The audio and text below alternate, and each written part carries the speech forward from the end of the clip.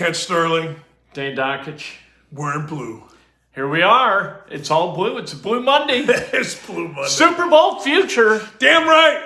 We Cue see the Indy Star. They beat Minnesota 4 years ago. This is the blueprint. Hey, all kidding aside, I love me some Anthony Richardson. Yeah. I'm going to tell you why, then you tell me why you Okay. like him. First off, I liked his eyes. I liked I liked the way his brain worked in the pocket. I liked his speed. All that stuff is obvious, but I liked his brain. I liked the look in his eye. I talk about eyes all the time. Conversely, I did not like C.J. Stroud. You can have C.J. Stroud. I know he put a big, he did the Andrew Luck thing. Yeah. My team getting his ass beat. They're going to cover 2, and I'm going to get 1,000 yards, and I'm going to go down there. I ain't like him. I'll give Ballard. Listen to this. Clip it off. I'm giving you credit. You picked the right dude. They can have C.J. Stroud. I'll take Anthony Richardson. I liked it's been a while since we've seen the offensive linemen get excited, run down the field, and help guys up. Okay. Ryan Kelly's down there whacking guys on the head. Sadly, he winds up getting a concussion, ironically. Yeah. Quentin Nelson doing the same thing. I thought Wesley French was good, backing up Ryan Kelly. I thought that those guys showed some vigor, some energy that we haven't seen out of that group in a while, and I think that is their belief in Richardson. I'll give you that. I don't care. Fair? It's fair. What I liked the hole they gave him on the 4-yard line to go in for an untouched touchdown. That was pretty good. Let me ask you a question, though. This is weird, I know, but I was watching the game with my wife's ex-husband, sitting up here having beers and watching the game. And I looked at him, and I go, did they just quit? Like, did the Texans just, like, you don't score in the NFL untouched. You do if you're old school Nebraska playing Akron. But you don't do that in the NFL, Ken. I think the Colts kind of made this team say no mas. Although there's I don't want to poo-poo winning. Winning's good. We never argue with winning. But the Texans' offensive line was a disaster. Their defensive front was terrible. The Colts were able to do whatever they wanted. Moss looked really good. He averaged 4.9 a carry. Richardson, when he was in there, was terrific. Minshew was 19 to 23. The Texans had no tackles for loss and no sacks. They were terrible yesterday. Terrible. That's a bad team rendered worse through injury. And you know what? I hated to say this, but I watched, again, coaches on the sideline. I know that DeMeco Ryans is this great defensive coordinator. Okay, I get it. But he looked like a little kid on the sideline. He didn't look like Steichen looked all nervous and like a coach does. Yeah. Ryan's just kind of looked like, wow, this is my first job. This is pretty cool. It That's did. Not a good look. I didn't think it was. No. Look, but back to Richardson. Here's a concern. 2 games. Yeah. 2 games he's been out. He's been knocked out. I love to get on the Indy media. I already heard it. Well, Richardson's got to learn to protect himself. Well, I thought it was all Grigson's fault with what's-his-face Luck. Now, it's just a matter of what side you're on. Yeah, but that offensive line got to protect him too. And you got to make damn sure that you got pretty good backups. You're right about French. But it is a concern, Kent. 2 games, got a lot of Gardner Minshew, and we don't know what's going to happen with the concussion. Well, he just, in that 15-yard touchdown run, the one that caused the concussion, he just kind of sauntered into the end zone. I don't understand that. You can do that in high school. When you got 190-pound linebackers coming at you and you just flip them away. But you can't do it in the NFL. You're going to get your clock cleaned. I don't know why you do that. No. There's 2 things. I don't know. You're going to learn not to. One way or another, you're going to stop doing it. Either through no longer being employed, or you learn. I got to tell you, there's about 3 things in the NFL that I think are just different. And I caught a lot of, I caught a lot of crap. I guess our chat is disabled on this. Is that a you thing? Do you figure that out? Somebody just texted you. Said our chat is disabled on here. People are wanting to chat. Aren't even. Well, just like. Yeah, just like. That's as good like as a and chat. Subscribe. I have no idea. No, we'll get it fixed next time. But Ken, there's 3. I wouldn't talk trash in football. I've said this forever. People talk in basketball. Larry Bird was the toughest guy ever. He talked trash. He wore his He wore his warm-up in the three-point shooting contest. Yeah. Okay, great. That's basketball talking trash. Yeah. That kid, Travis Hunter, I don't know if you saw the Colorado State game, but he was talking trash, and they knocked his ass out with a lacerated kidney. You don't do that in football, man. Especially in that game. No. That game, there were some hard feelings being exercised in that game. But to the point about Richardson, I don't until I'm off the field. Oh yeah. Like until I'm on the sideline.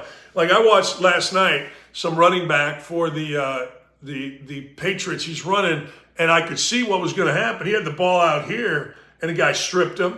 He never saw him coming. I don't care if nobody sees you coming. You got to play football like this. You got to play football protecting yourself at all times. Right. And Richardson didn't. Even worse, he opened himself Yes. up for all kinds of attack. I mean, just, hey, Right. look at me saunter into the end zone. You're going to get your ass hit. It's like I used to tell Coach Knight, them other guys got egos too, man. Yeah. But I think he's terrific. There's nothing. If you walked away from that brief stint and you had a problem with him as a rookie quarterback, okay, great. Good for you. He brings electricity. Yeah. Right? There's Yeah. some energy to that guy that's very, very positive and that you feel really good about. And plus, I mean, you mentioned it before, but the 4-yard touchdown run, he just kind of like, and he accelerated, he exploded past the people who could get him, and then just walked in. Did you see this in camp? I thought, and again, I guess I could go back and watch the tape, and I don't know, but I thought he has pretty good pocket presence. Like, he knows where to go here. And people that are, if you're going to say, okay, guy's inexperienced as a quarterback, all right, what does that mean? Well, you know what? I don't know how to change protections. You know what? I throw it across my body in the middle of the field. You know what? I don't throw the ball away. I hold on it too long. And one of the other things would be with inexperience is, I don't know how to move quick steps around the pocket. Right. He's good at that, kid. Yeah, he moves on time and in the right. He has good feel Yeah. for it, which is odd because that would be one of the things that you would think he'd kind of develop Yeah. over a bunch of starts. He didn't start a whole lot in high school, Yeah. didn't start a whole lot at Florida, but he's got good presence. Do you think he's improved in that? Did you see that from the get-go? I saw it from the get-go. Did you? It was really, even though, well, you're wearing a red jersey in camp, so you're not going to get hit. Everybody's got good presence until they get punched in the mouth. But he looked good. He looked like he knew what he was doing, and had that air about him the whole. Like you knew, when I went to St. Louis and I was watching the Rams and I watched Sam Bradford, I couldn't tell Sam Bradford from the other guys, the backups. I was like, wait, which one's Bradford? Oh, it's that one. I was like, oh, all right. Richardson, it's like he's the man, both behaviorally and physically. He's the man, and he's got to have that interesting. presence. That's interesting that he behaviorally, he carries himself that way for such a young dude. Yeah, it's pretty cool. Yeah, I think it's kind of an innate quality that he's got, where he loves the game. He shows up. Maybe he's just never failed at it before. Never failed as much as you need to like lose that edge, lose that confidence. Have scars. Yeah, he's got none. The other thing that's interesting about him, again, the frustrating thing is that he's going to be out. But the interesting thing about him is he appears to be unafraid. There is no, there's no, everything is this. Everything's forward. There's no, trepidation. Yeah. You know what I mean? Yep. And that's got to be hard for a rookie. He bounces, he dances, and to the point where you think, well, this is a problem because he's not taking it seriously. But he is taking it seriously. I had one of his high school coaches, his offensive coordinator, position coach, said, I thought the same thing, and we tried to work him out of it. And then we realized that he works just as hard. He's just joyful. Yeah. He's got a joy to him. He's got great athleticism. Guys respond to him, and that's a cool deal. I like the defensive front, first time, long time. Oh, yeah. That's a bad offensive line. Stewart is playing like a guy who's got a contract at stake. He is playing his ass off. Buckner's terrific. Pay with a sack again, second straight game. They had 6 sacks yesterday. They had a bunch of tackles for loss. really good, dominated the front, as you would guess they would against a Texans team that doesn't have Tunsil, doesn't have, the first two string centers. But I love him. The guy that was in there at center, I forgot what they said about him, but it was basically like, look, this guy shouldn't be there. That's never good. It was like I forget what they said. Like it was if you took the analogy and said, what does that analogy mean? It's like, this guy should know. Yeah. He's an NFL player. He should be over here. But this guy, no. All right. So do you chalk this up to, they beat a crap team? Or No. Go ahead. You get excited. Yes. Because we're not going to have a whole lot of time to get excited. There are not going to be a lot of Mondays where we're like, hey, we got a chance. I don't like going to Baltimore this weekend is going to be a significantly different challenge than going to Houston. So when we got when we got a little forward momentum, we're feeling pretty good. Embrace it, love it, feel it, enjoy it. So are we still, all right, everybody last week said, well, Jonathan Taylor's agent's like, you need us. Yeah. Where are we at? Yeah, not so much. Well, you really do need it. No. Like they're not. No. Zach Moss is a nice guy, but he's not a dynamic, going to take it to the house kind of guy. No. You need somebody who's on the field who can do things offensively that are different and unique. And that's not Moss. It is Richardson. But if you, like an offense with Gardner Minshew, Zach Moss, Michael Pittman Jr., you want to go to war with that group? Was Alec Pierce eligible yesterday? Yikes. 2 catches, 28 yards. Yeah, that's Yikes. all right. I didn't think I saw him. I'm surprised you said 2 catches. I swear to God. Yeah. I must have fallen asleep, or I must have been chatting or tweeting or something, because I don't remember seeing, good for him. I mean, I guess. But what are the negatives yesterday? Any negatives? I don't know if we got any negatives. I don't think negatives so. is, You know what? The penalties. Braden Smith with a couple of penalties I didn't like. Nelson with a false start, but that was because he tried to get the guy when he was in the neutral zone. I don't know.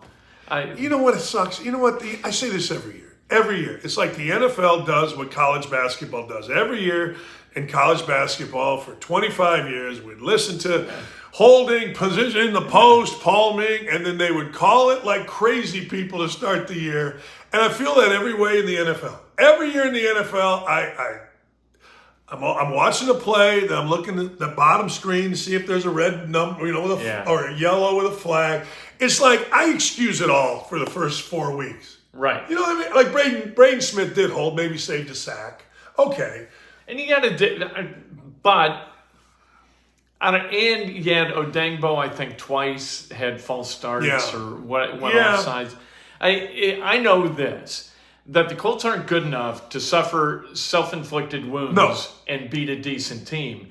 And so against a bad team like the Texans, you better clean that shit up and be able to go rocket against Baltimore and not beat yourself. Baltimore's good. Yeah, they're really good. I mean, this side note, but I just, the only reason I root for Joe Burrow is because my stepson looks just like him. Other than that, he does. His spitting image. We put them next to each other in pictures, and we're like, Jesus. Like, you should walk around, on a bye week and just get the fruits of being Joe Burrow somewhere. But and so they beat the hell out of the Bengals last week. You got Lamar Jackson, who seems to just kick the living hell out of the Colts anytime he wants to, which is why I overestimate Lamar Jackson. I do. Yeah. I overestimate him. When I see Lamar Jackson play the Colts, I think Lamar Jackson is a combination of O.J. Simpson, Billy Sims, Fran Tarkington, and Terry Bradshaw. I just think he's the greatest player ever. These are the games that this regime has never been able to win. Right. These games right here. This game this would be, all of a sudden, the excitement you would feel if they could beat the Ravens would be a legitimate excitement. Yes. But I can't see a pathway through to that happening.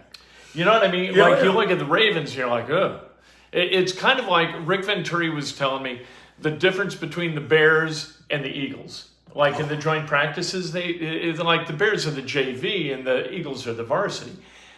The Texans are that's the freshman team, and the Ravens are the varsity. We'll see what happens. Well, what do you got to do? Well, we got to control the ball, get off the field on third down, keep it at third and short, and, our playmakers got to make plays.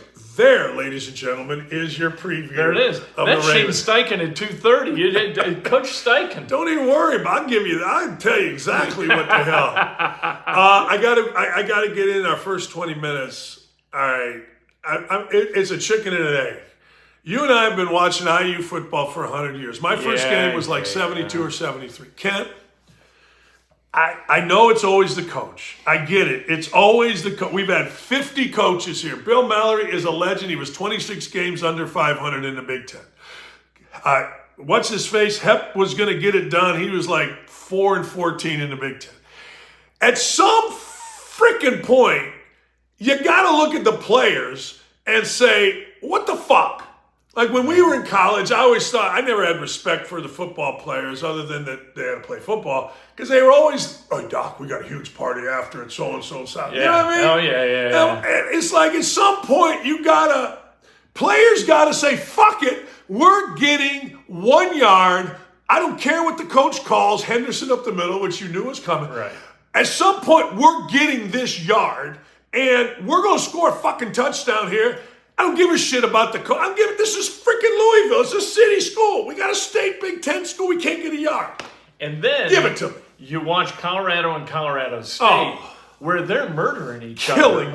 And when was the last time you saw Indiana come with that kind of attitude ever? In a bucket game, any game. None. It's all nice guy football. None. They go out and they play hard enough to keep their scholarships and go have fun back home. Yes. And that drives me. I went to those parties, and it was okay for me to go to those parties because I had nothing on the line. I didn't care about the parties. What I cared was I would get, calls.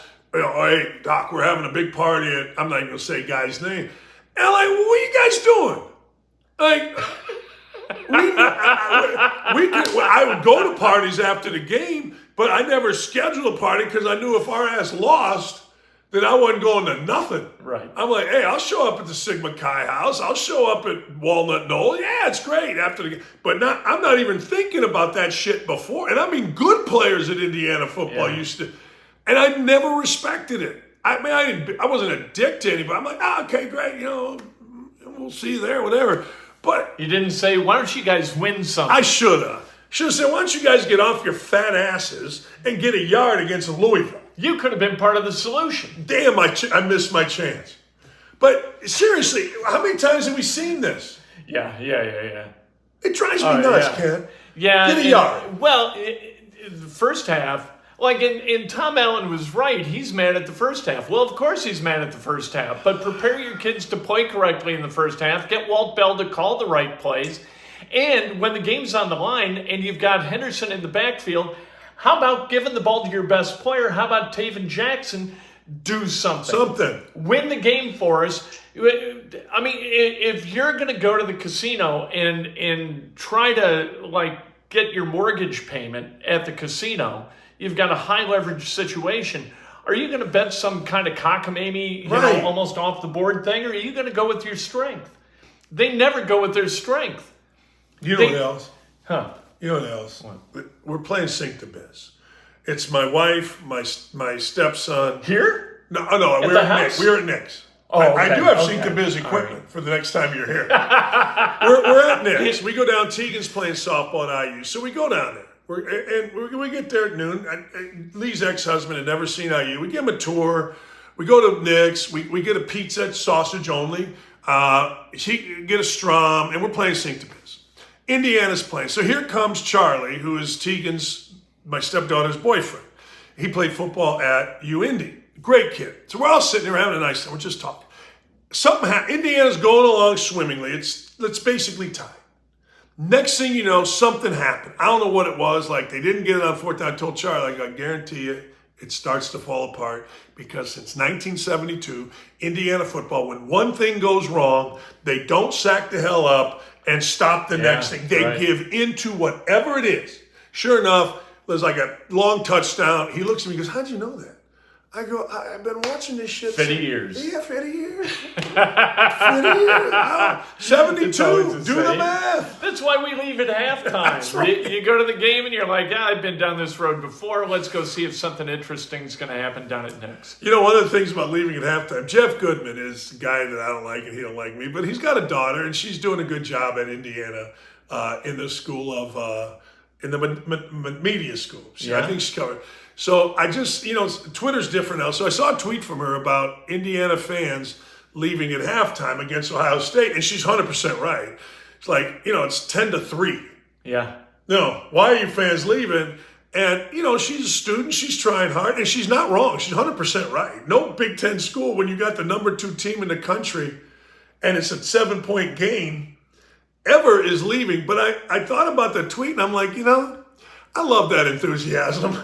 Yeah, right. But we've all seen this for so many years that you just go, all right.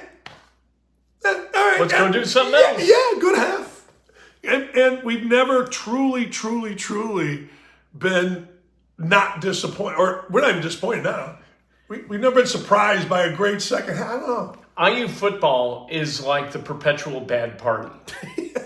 You go to the bad party, you're like, oh, this sucks. Let's get that there. And where's the keg? Where's the beer? This is terrible. And you get the hell out. That is Indiana football. It is. And I appreciate, students who aren't necessarily from Indiana that come here and go, man, it's 10-3 against Ohio State. Whoa, we're out. Whoa, wait, where are you going? Yes. Like I was watching Arizona State the other night. I just happened to flip it on. And I'd watched Arizona State the week before, and they played somebody pretty tough for a while. And they're playing Fresno. Yeah. Kent, I swear to God, I don't know who's supposed to win that game. It was on, and I hit Fox Sports 1. There it was. It was 29-0 Fresno in the second half. And there was 20 people in that. Is that right? Oh, my God. I've never seen nothing like, that by even Indiana. So, hey, put a good product, you'll get a good crowd. Look at Colorado. Yes. Colorado was nothing. They were 1-11 last year. There was no fizz to that program at all. Now they're the hottest thing going. And people like like they're going haywire. You think that the stadium is going to fall into the Rocky Mountains, for God's sake. And that's taking it back to the Colts. I think at least right now it may change in a week, it may change in 2 weeks, but I think at least now the Colts have something back. I'm not sure it's permanent. And we want to love the Colts. Right. Like if the Colts are good, nope, we ain't leaving at halftime. Right. People are staying, they're cheering, they're losing their mind.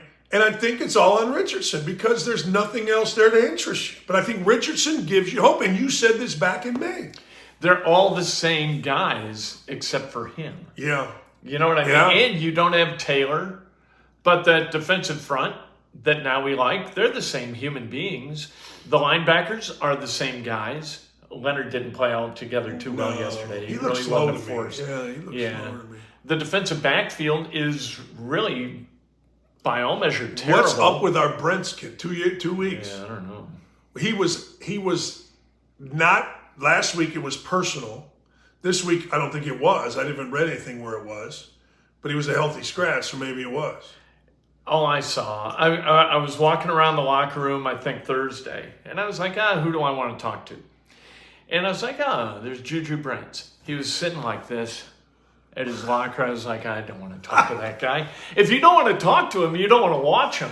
You know what I mean? That's where they're in their, that's kind of their place, their arena. If I'm in the locker room, I'd rather talk to Jalen Jones, so I talk to Jalen. We should do we don't have the technology, but we should do a segment on who does Kent want to talk to and who does Kent not want to talk to every week. All right, so let me go through it. Quentin Nelson after a win. Yeah. Is he okay to talk to? He's much better this year. Maybe somebody talked to him and said, hey, look, stop treating the media like they got the plague. Like they're just these carbuncles that you want to scrub off the bottom of your hull. Because he's been better and a little bit more, willing to share, I guess. Because like you ask him a yes or no question. It's going to be yes or no, and that's it. He has no time for frivolity at all. Zaire Franklin, conversely, wonderful. Yeah. Like, he's the best talker in the history of the world. Yeah. He's just awesome. So Kelly, got to be pretty good, right? Ryan Kelly, Yeah. really good. Yeah, because he'll tell you the truth. Yeah. Whatever it is. How do you like the artificial turf versus real grass?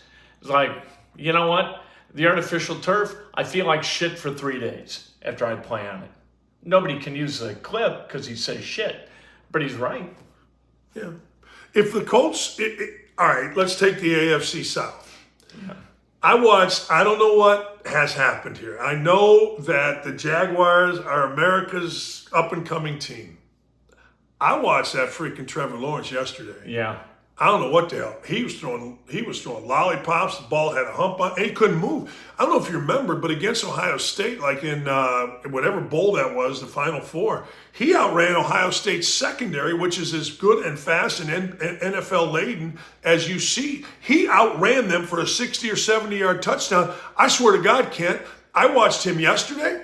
He couldn't move. Yeah. He couldn't throw it. That's a bad team. And he told Richardson after they beat the Colts, kind of put his arm around him and said, hey, you got to protect yourself or you're not going to last. And you wonder what the wear and tear is on a guy who runs maybe a little bit too much. Man, I thought they looked bad. I know that they competed and all that kind of stuff, and the defense played well, but I don't love them. No. Apparently Tannehill, Corey and I was listening to a clip from Mike Vrabel. He loved what Tannehill did. They won, they got in overtime and they won. They beat I was going to say San Diego. But Kent, I'm not loving this division. I think the Colts got a chance here after watching yesterday's debacles. I think they're 1-3. Titans, Jags, Colts, I think have like an even. You like the chance. Titans better than the Jags, or you like the Jags just better than the barely. No. I think that the Jags are one of those teams that went like 1 win, 3, 9, and now people just think that that graph is going to go on forever. I think after the 9 wins, they come back, they recede to the mean. Water finds its level. Yeah, I like water finds its level because it's easier, and I didn't understand mean and math and everything else, but I was too stupid. But yeah, I agree. I mean, look, this isn't like. Actually, when I watched the NFL yesterday, the one team I thought was really good, and I watched enough of them for the most part, was the Cowboys. But the Cowboys are like Purdue basketball. It don't make a shit what you do in the regular season with the Cowboys. You got to win. It doesn't matter how good you are in September. No. I mean, maybe for the Colts it does, so we can get excited. Right. But not the Cowboys or not Kansas City. Not if you want to win a championship. Championships aren't won in September. But my point with the Cowboys is, whatever you think of them now, it's a disappointing season if they don't win a couple of playoff games. That's the level they're at. Like, whatever you think of Purdue now is great, but if they don't win a couple NCAA tournament games, get to at least the Sweet 16, it's a failure of a year. Indiana's not the same. Indiana, if they win a tournament game, we think it's great. But Purdue's at that point now because of regular season success and lack of postseason. And that's what I think about the Cowboys. The weight on those kids and the weight on Painter, you can see it on his face. But I think the weight on Dak Prescott, too. Yeah. I think it's the same thing. Yeah. I mean, Painter should have and McCarthy. Sure. McCarthy knows he can't coach. McCarthy knows no matter what he knows. Seth Greenberg came on my show and said, hey, Dan, it's 6 weeks after the season has been over. Mike McCarthy hasn't coached a game, and this morning on Get Up, he's been fired twice. It's like, there are just some guys that's what's going to happen. He has that look to him. He does. Like, I'm going to be fired. Really, we've all worked with guys like that. They're kind of dodging bullets as they walk through meetings. But I'm watching the NFL, and I'm like, I don't know. I didn't watch the Ravens. But I wasn't shot in the ass with like Green Bay. I mean, it was fine last night. Okay. Teams were good. Jets, I don't know. But I know I'm overreacting, and I know it's Monday, which is what we're supposed to do. But I like what the Colts look like. I do too. I did. I thought they looked good. I thought that there was juice to them, which is nice, finally. If they got problems, I mean, we know they got problems. If Michael Pittman Jr. is your best, most dynamic receiver, you're dead. Like, what do you have? He had 8 catches, like 56 yards. That's 7 yards a catch for a wide receiver. That's not your best good. wide receiver. Yeah. Your guy. And Pierce is he's MIA. What do you, Downs, I kind of like. You know what he learned quick? He learned the Burrow. Yeah. Yeah. He learned to get down. Yep. He went to the Marvin Harrison School of Burrowing. That's passed down. If you're going to say what's been passed down with the Colts, Marvin Harrison to T.Y. Hilton, now Josh Downs. Yep. Get down. Let me ask you about the Colts. When you look at the Colts and you say, all right, they don't have a wide receiver. Okay. No. They don't have a dynamic running back. Okay. Let's go to corner. We're going to ask you every week because you're all in on the corners. Do we like the corners? Where are we at? No, I don't like them at all. I don't either. No, Baker and Flowers, I don't think can play at a high level. I mean, unless you're getting real. I always go back to the '85 Bears. Anybody who's a Bears fan at any point does. Mike Richardson was not a quality cornerback, but nobody knew that he sucked because it was 1, 2, 3, and either the ball was out or the quarterback got his ass kicked. Yes. That's what the Colts need to make Flowers and Baker look good. They need Kwity Paye and Odangbo and Lewis and those guys, Ebicom, get to the quarterback 1, 2, 3, and those guys can survive. Yeah, it feels like anytime there's time, even with Stroud, not only did he complete the pass, but the guy was wide open. It was like a college throw. You know, they always say about college. It wasn't tight windows. It didn't feel that way to me. No. Yeah, that's, what's the guy, who's the guy you just mentioned, the kid from Northwestern? The lineman at Edicom? Ebicom is the guy that they signed as a free agent. He had a sack yesterday. Yeah, he did. He's pretty good. Yeah. You know what? He plays with enthusiasm. Yeah, I like that. He's the worst talker ever. Why? You can't hear him. Really? I can't hear a word that he says. He did slow talking? He did a podium, and like the people in the media are like, what's he saying? I can't hear anything. Is that what's with this guy? It was so low level. Really? Yeah. Big guy. What? Yeah. Are you going to wear a puffy shirt? Are you going to wear a pirate shirt? Are you going to agree? No. Seriously. Yeah. But he played loud yesterday, which is a good thing. Got your money's worth yesterday. Yeah. And Dio got the punch out on the Ebicom sack, and Kwity got the recovery. It was nice. All right, I've had enough of the punch outs. I'm telling you right now, if you want to do something, watch Colts film and just watch the defense and watch how many missed tackles or how many yards extra were gained by guys, particularly in the defensive backfield with that punch out thing. Yeah. I get it. You get one, it's great. Turnovers matter. But, man, they gave up a shit ton of yards after the catch or after contact because of not tackling but punching the ball out. Yeah, and you saw it on the other side. Texans trying to do the same thing. Why isn't it a penalty if you don't get it? Like, are you allowed to punch? Like, you got a ball, or I got the ball, dude punches me. What? Can you just go around punching people? I guess so. And hitting a guy in the forearm, all you got is bone in here. Yeah. Like, that hurts. You need J-pads. You can't tell me that they're not knowing that, too. Of course. That they're not, like, drilling guys in the forearm. Because your reaction when you get in the forearm is to loosen, and next thing, I would bet that's the next illegal thing in the NFL. The punch out? I don't know. I don't know if it's just a punch out or punching. I think it should be. Is this a better game than it used to be when nothing was illegal? Like you could Doug Plank for the Bears wrecked people. Like you can't even show highlights of that kind of shit on the NFL Network now. Really? Yeah, like the old timey, like Ron Jaworski getting hit by Mike Hartenstein, where you thought Jaworski's head was going to pop off. Right. They can't even show those clips. Really? Yeah. And now, like, you'd be suspended for weeks if you were Mike Hartenstein. And he got up. He kept playing. Joe Ferguson, I don't know if he ever played again after Wilbur Marshall hit him. But is it a better game? I don't know. What do you think? I don't like it. I like, you know what, guys get hit. It's football. Let's not bubble wrap them. Let's go. That's inhumane. But it's a barbaric game. What are you going to do? That's what I'm like. So, all right, to that point. So the kid, Travis Hunter, gets knocked out. All right, late hit, cheap hit. Here's what I said. Late hit, cheap hit, penalty. If you want to kick him out, great.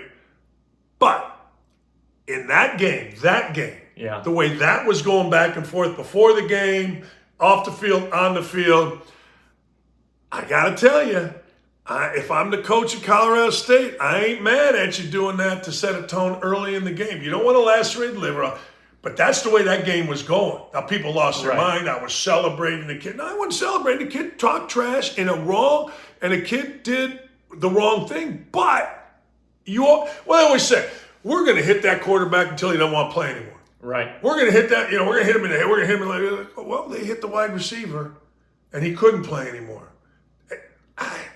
That's part of football. It's not a nice guy game. It's not. And we want it to be.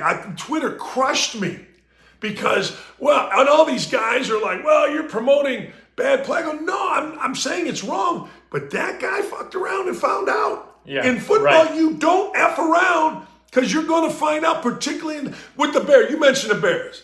If you go back and watch the Bears and you watch the hits, and then you take it one game. Remember the Dallas game? Dallas couldn't get a first down. They killed Danny White. Killed him. Yeah. And you just went side by side, all the plays. Yeah. And then you took the Colts game. You'd learn real quick. Completely different game. Completely different. Right? Game. Yeah. Completely. Unbelievably fun. Like, I've never had more fun watching football than that. It was like Otis Wilson hit Danny White and his head just kind of crumpled. And I was like, oh, yeah, let's go. Now if you celebrate that kind of whacking, you're some kind of a pariah in society because you're celebrating violence. It's a violent game. Right. These are violent guys. They know what they signed up for. This isn't some surprise when they get hit. Do you know what drives me nuts? Walter Payton always turned back into the field to get an extra yard or 2 or 4, and then would put the ball out ahead of himself, thinking, I can get an extra yard. These dudes now, if they turn back in the field, particularly these wide receivers, you can get an extra 10 yards sometimes. Yeah. Or even break one if you turn. Everybody just goes out of bounds. Yeah. I get it, the money, but is it a better game that way? Absolutely freaking not, in my opinion. And Payton always doled out more punishment than he took. And never got hurt. Right. Never got hurt. Only missed that one game as a rookie. That was it. Right. And that was with a toe. And it's not a better game. No, I don't think so. No. I mean, you don't want cripples. That's no good. That's a bad deal. But Barry Krause. You ever see Barry Krause walk around? Yeah. Or Dan Deerdorf. What's Deerdorf. Well, you saw walking on what was it? Conrad Dobler. Yeah. His knee. I saw him at the Super Bowl. His knee looked like you took your couch pad, your couch seat, and wrapped it around his knee. Yeah. And it was mush. Those guys are in bad shape. That I agree. Anthony Munoz, his hand is like a tree that's been twisted and it's just gnarled. Everything's going in different directions. I don't know how he does anything. But basketball, you're tough if you talk trash. Football, look. Yeah. I have so much respect. If you got to be tough with your mouth, you are not playing a tough guy game, right? If that's a definition of tough, is he talks a good game, please. Man, I think Richardson's tough, but I don't care how tough you are. Andrew Luck was enormous and strong. Yeah. And you know what? These guys, I always say, guys are coming at you. They're pissed off. They're playing for their livelihoods to hit you if they get the quarterback out. I don't care what the public thinks. In your locker room, you're a hero. Yeah. Probably get whatever chain you have, in the line. It's. Do the Colts have a guy that is a tough, ferocious Wilbur Marshall type, Singletary type guy? Do they have a badass defensive guy? Wow, that's a great question. Because Buckner's a nice guy. Zaire Franklin's a smart, nice. Those guys. He's pretty good, though. I like good. Zaire. I do too. Zaire's got some anger to him. Grover Stewart's like the nice guy you could ever meet in your life. Odengbo and Quiddy are really nice guys. Yeah. I don't see although I don't like these guys. Like Warren Landry was psychotic. Yeah. Antonio Morrison was a crazy person who you thought was going to hit Mike Chaplin in the head. Yeah. You don't want these guys. Like I don't want to be around those people. I don't think there are any of those guys in the locker room. Looking around, you know what? Quentin Nelson is pretty close to a mean individual. Yeah. But a teddy bear, according to my daughter, he dates her friend like a might be the nicest person in the history. You go to a concert with a guy, you have a great time. I don't know. Do you think walking into the 85 Bears locker room, would it be like, here's what I would envision. You talk about the Colts locker room and you're walking around, hey, who do I want to talk to? Bears locker room would have intimidated the shit out of me. Oh yeah, I'd go straight to Fensick. Right, Gary Fensick would be my guy. Gary, what do you think? You know, you're Sean Gale. Yeah. Sean Gale or Gary Fensick. You know, some defensive backs, that are, I remember watching Sean Gale talk, and I'm like, all right, he's a really smart dude. I remember Otis Wilson talking, and I thought to myself, he's a really smart dude. He knows how to get after it, both on the field, off the field. I don't want to hang with Otis Wilson. It'd be too much for my sorry It ass. would. And we found out subsequently when you hear stories, we were exactly right. Our gut instinct was borne out. He wasn't called the rope for nothing, people. But, it is interesting. I wonder how many locker rooms in the NFL are like, man, we got a bunch of freaking idiots. I mean, not idiots. Idiot's the wrong word. Just crazy people. Old school, butkus. Kind of can't do that anymore. Can you? Be crazy? Yeah. No, well, and there's no percentage to it. There's no gain to it. These guys, they understand the power of branding and the value of that. They can make some money on the side if they're human beings. So most of them like to make the effort, or the Colts understand that they need nice guys to be able to sell their product. So that becomes part of the characteristic of the team. I get that. And they are. They're really nice guys. Do you Frank think Gore was awesome. Frank Gore was just a great guy. He came out and just in a wife beater shirt, white wife beater with a pair of shorts after practice when I was doing the show. Nobody was around me. Practice was over. I'm doing the show at Colts camp on 56th Street. Without saying a word, he just came up, pulled a chair at the end of the table. I was doing it at, sat there. Went to commercial. I said, Frank, you want to do 5 minutes? He goes, all right. What are we talking about? I go, whatever you want to talk about. I go, how about we talk about the you? He goes, all right. Sat there, did a segment, didn't leave. Oh, you want to talk more? He goes, no. Did you ever see the Seinfeld? There was a Seinfeld where Putty and Elaine are on a plane, and Putty's just sitting there on the plane, and Elaine drives Elaine crazy. Frank Gore drove me nuts. There were no phones, really. It wasn't like now where they had a phone, I'm sure, but it wasn't. I did that. We went to Colorado over the weekend, and on the flight out, we flew Southwest. And there was the flight attendant is given the instructions. And Julie asked, do you have that memorized? You did that so well. And she goes, oh, yeah. The only thing that bothers me is if, like, somebody watches me. Then it's really tough. So at the end of the flight, she gets on the thing, and she's talking. And I leaned in. And I'm just staring at her. And she froze up. Wigged out, started laughing, just screwed up the whole thing. That's pretty good. Yeah. People don't like to be stared at as they're performing generally. I tell my mother will come here, God bless her soul, she'll come to my house. She's always nervous because she doesn't know how to relax. She's either, my mother-in-law that passed away, she'd come to our house, take out her fake teeth, go to the kitchen table, pluck her eyebrows, and get a gallon of paint and go paint some. My mother will just look at me. I go, Mom, you can't sit here and stare at me. You can't. Like, go weed the lawn. I don't care. But what are you doing? It does. Like, it makes you crazy. Yeah, No. But Frank Gore sat right there. He wasn't even looking at me. He was looking out at the parking lot. I'm like, whoa, I wonder what is going through that brain. It's pretty, but he's He was an uber good. Colts really have. Antonio Morrison, yeah. Not a bang bowl. What's the guy, Daniel, who ended up having a rugby player? Right. From South Africa. What else we got to talk about? Anything? I want to ask you this. Yeah. We got Indiana Basketball Media Day coming up Wednesday. Yeah. What is it that you want to hear from these players on Indiana Basketball Media Day? You know what I want to hear? Yeah. I want to hear how, and you can't say this in this way, but you guys quit last year in the NCAA tournament. How is there, like, they just asked Brandon Staley this, the coach of the Chargers. They just asked him. They lost last year. The Chargers did to Jacksonville. Yeah. And so the Chargers are 0-2, and they asked him yesterday, has a Jacksonville loss been a hangover? Now, again, I said I was going to ask the question wrong, right? But you had a nice season, but it ended in a kind of a catastrophe. You got so many new guys? Because Knight was always big. Knight would kill you about how the last year ended. Like when they won a championship, I think I've told you this, I came in as a freshman.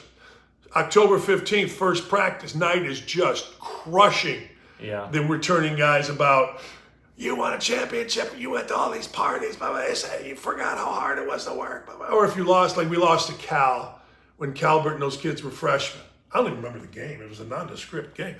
But man, Knight crushed the entire team about losing to Cal until our first game. Now, Woody does a lot of Knight type things. It's a different world. Yeah. So I said it wrong. Hey, you guys quit. Now, what do you know? But I would like to know is there any residual from that? Yeah. Does that make sense? Yeah. I guarantee you nobody asks that question. No chance. I guarantee you whoever it gets asked will look at you, whatever kid gets asked, they're going to look at you like you're nuts. Yeah. They don't remember. No. There's new guys too, but there was new Except guys for there. The Walker kid who put the hurt on Indiana when he played for Miami. Right. That's what I'm saying. Yeah. Like that to me, because that to me is, if you're going to be, and Woody doesn't have to be Bob Knight. He doesn't, but he's brought that in. That was a big Knight thing, man. Yeah. That was a monster Knight thing. To reboot everybody through. Calbert's senior year, we weren't tough enough to beat Duke. That's who I brought. I'll never forget. Knight always said, I didn't bring you here to beat Wisconsin when Wisconsin was no good. I didn't bring you here to beat Wisconsin and Northwestern. I brought you here to beat North Carolina. I brought UCLA was, and he just crushed that team. And those guys probably don't even remember it, but he crushed that team about not being tough enough to beat the best teams in the country, and Duke was one of those teams. It's really, really hard with, maybe it's basketball period, but Indiana basketball specifically, it's really hard to get anybody to say anything interesting. They don't have interesting thoughts about the game. They don't have interesting thoughts about life because they're 18 to 22. What do they know about life? They know nothing about life. If you get somebody who can convey a coherent thought that's interesting at all, man, you'd go to that guy forever. But I want to hear, and I'm going to go down for this because it's my job, but I don't want to hear anything. I don't anticipate, I should say it differently. I don't anticipate anything interesting being said at all. No, I don't want to hear about all the same crap I've heard about for 30 years. We're new season, we're ready to play. It's time to hang banner number 6 and all that. Indiana fans are the best, and we need to blah blah. When was the last time Indiana went to an Elite Eight? 2002. That's it. You know how many? I've told you this before. 11 in the history of Indiana. And all I've read for the last 22 years, actually going back to 94, when Inside Indiana started a magazine, a guy named Alan McDonald and my neighbor, Rick Nodder, started Inside Indiana, and they started, which became Peegs and everything else. They started the magazine, and they started covering recruiting, and every guy we got was so great, and every guy we got, and since then it's been like, son of a bitch. Every guy's the new guy. Every guy. How about we just say these guys all suck until they're good? That's what I did with Richardson. In my mind, I'm like, he sucks until I see him, and is he good? And he is. And he is. But that's what I want. I want to hear is there any like motivation? We've seen from Deion Sanders. Deion Sanders, if you like him, you don't like him, that's cool. But he's shown you that a coach can figure out wherever he gets it from, how to motivate, how to give give kids a chip. And he knows who to keep and who gotta go. Damn right. And when was the last time? And I don't like the idea of creening players. But you know what? It's a hell of an incentive. You know, if you're going to be shown the door, you don't want to be nobody likes getting fired. And we talked about it last week. You shoot a hostage, all the other hostages tend to comply. I do not like getting rid of kids for the sake of getting rid of kids, but I do like, and I do respect, particularly now or when the season starts and you're winning games, I do like having a team that I know I can coach. I do like having a team that I know is with me, as opposed to making excuses for kids that aren't. They're paying attention. Yeah. They're looking at you when you talk to them. When you hear a coach start making excuses for players, that coach knows he should have got rid of that fucker a long time ago. Yeah. Well, you know, he's really he's just different. He's just different. He looks like he's not paying attention, but he really is. The only guy in my experience that was accurate about was Jay Edwards. That's the only guy that. Is that right? Yeah, Jay Edwards would look like he's tired, he's bored, you're full of shit, I'm not going to go hard. He wouldn't say it, was always respectful. And then he'd know the scouting report better than anybody. He'd be in helps. Oh, fuck. He just kind of had that body language. You didn't know, it was exhausting to be around because you just didn't know. But then all of a sudden, he's the best defensive player, particularly in the last 10 minutes. He's not screwing up a scouting report. He was good. He would listen to a coach, but he didn't want you to know. He would listen to Joe Hillman, but he didn't want you to know. Did you guys, his coach at Marion, Bill Green? Did Bill Green kind of clue you in to what kind of kid he was? We knew, but Bill Green was really good. Like, Marion was a train wreck for those kids. Like, they never paid for anything. They never paid for McDonald's. Dudes running and getting booze for them. And Bill Green was the guy. So they all were incredibly loyal to Bill Green because Bill Green was giving them everything. I think Winston Morgan told me this about Anderson. He goes, man, I've never paid for McDonald's. Really? He goes, I've never paid for McDonald's. I go, well, and Anderson, the guys would get them booze when they were in high school, when they were freshmen in high school. I mean, it was insanity what was going on there. That's terrible.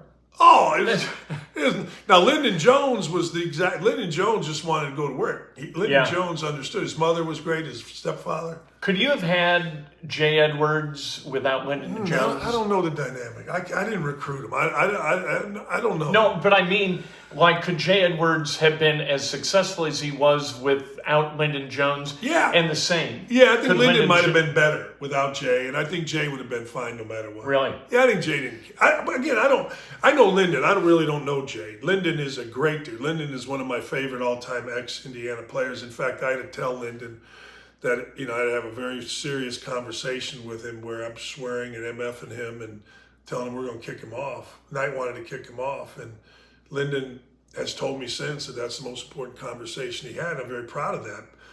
But you couldn't have had that conversation with Jay. Jay would have been like, oh, fuck it, I'll go to USC. Yeah. But Lyndon was a great mother, great stepdad, real successful guy. And we forget that, I always put those two guys together. Yeah. But Jay's gone after his sophomore year, and Lyndon played really, really well for another 2 years. Yeah, Lyndon. He was a big part of those teams. Yeah, he was a real big part. And Lyndon was a real good leader for Calvert and those guys when they were freshmen. Really good. I got a lot of respect for Lyndon. I really like Lyndon's as I said, Lyndon's one of my favorite all-time ex-Indiana players. Will always be. All right, Colts, Ravens. We haven't really dug into the Ravens. You've watched them a little bit. Let's do it. Show Any later chance? No. No chance. I don't believe in this regime against tough teams. Yeah. I don't believe in this. The Ravens are always Yeah, they're always tough. I just don't believe in this regime until they prove me different. I don't believe in this in this organization. I don't believe in Ballard's culture. I don't believe, maybe Steichen's different than Wright, but they've always shit the bed against tough teams. Baltimore, tough team. Pittsburgh, tough team. I just don't think they play well against those kind of operations. Defense first, going to beat you up, going to be physical. They're not going to quit, not going to go away. You're not going to run the ball in from the 2-yard line or 4-yard line untouched. They just don't have the moxie until they prove it to me. Do you need to, if you've got a crazy team, if you've got a crazy roster, you need a sane coach? And if you've got a sane team like the Colts do, you need a crazy coach? It depends on the guys. You need a coach that is going to garner respect. It's interesting. Like, I was watching Deion Sanders as coaches, and everybody thinks Deion Sanders is this, black everything. No, he's got white coordinators, but he's got a couple guys there that I knew he would have.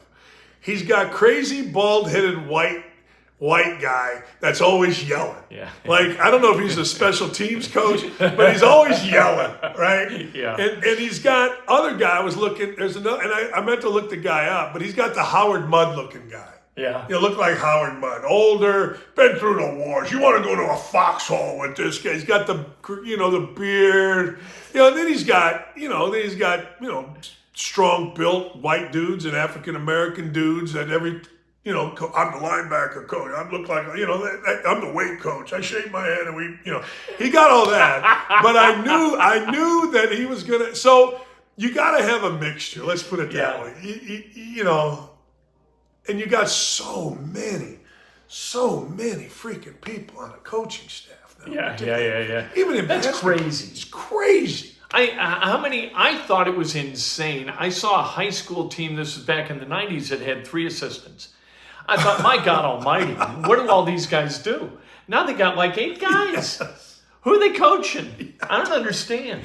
If you get a chance, I'm gonna send this to you. There'll be a team picture of Calipari's. Indiana, I always said we got 2 managers to every 1 player.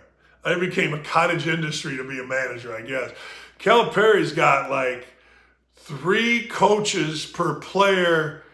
And then among those coaches, there's like a couple NBA guys, maybe a workout. I guarantee you, there's more guys in dark suits in that team picture than you ever. The guys in jerseys. Yeah. It's like a law firm with a basketball team. It's unbelievable, Ken.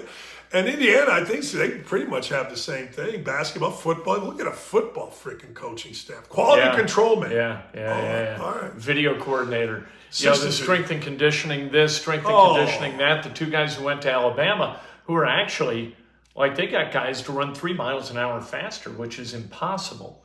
And they went to Bama, I would assume, for the money. I wish Indiana could have kept those guys. Yeah, everybody's got 2 things in college sports. We got the best strength and conditioning coaches in the country. Our academic staff, nobody's got what we got academic. Nobody can put together an academic. This every fucking team.